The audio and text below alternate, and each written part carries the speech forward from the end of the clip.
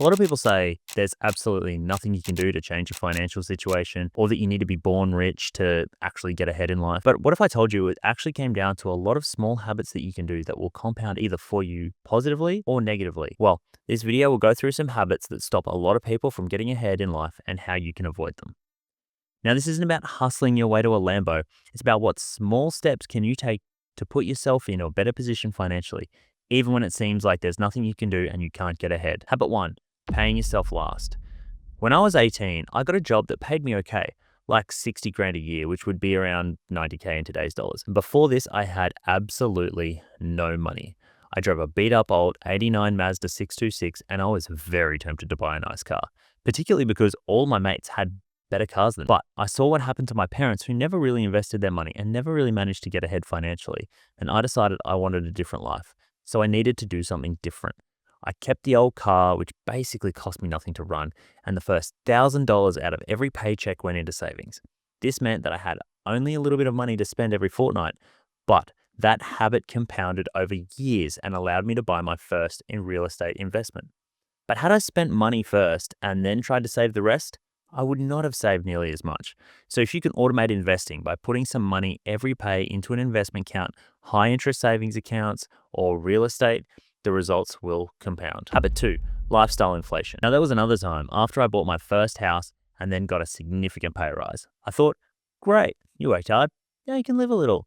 I bought a nice car. I bought a sports bike. I started skydiving. Super expensive hobby, by the way. But then I realized when I went to buy another investment property that my first house hadn't gone up enough to redraw any equity. And I hadn't saved another deposit because I was spending money on cars and motorbikes and skydiving trying to impress women, but it didn't move me closer to my goals. So if your lifestyle increases with your salary, you don't get richer, you just have nicer or cooler stuff. Habit three, consumer debt. Consumer debt is a killer. I once worked with a guy who was on the same money as me and the same job as me and joined the workplace a little bit before me, if anything. So by rights, we should have been doing the same financially, right? Wrong. This guy was a train wreck. He got a car loan for a beat up old Hilux, then put a dirt bike on his credit card, then the gearbox blew up in his Hilux and he had to put that on credit card. Needless to say, he never had any money and he constantly had to borrow money off people. Anyone, his parents, his mates, everyone around him got sick of it.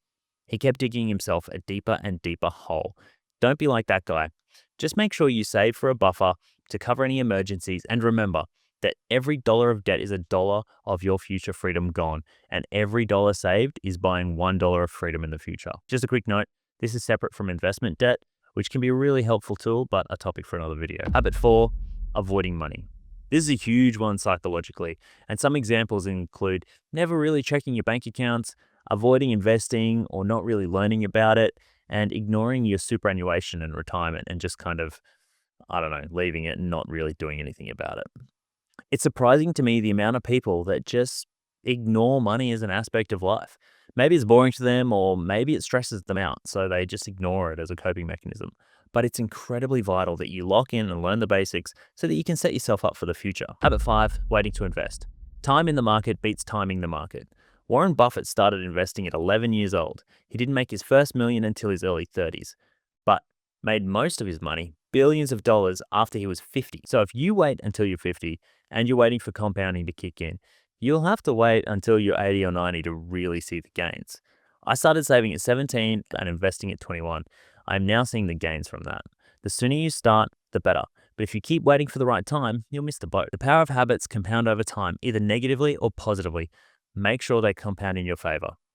So this has been what not to do. Watch this video to see what actually works and how to invest in 2026.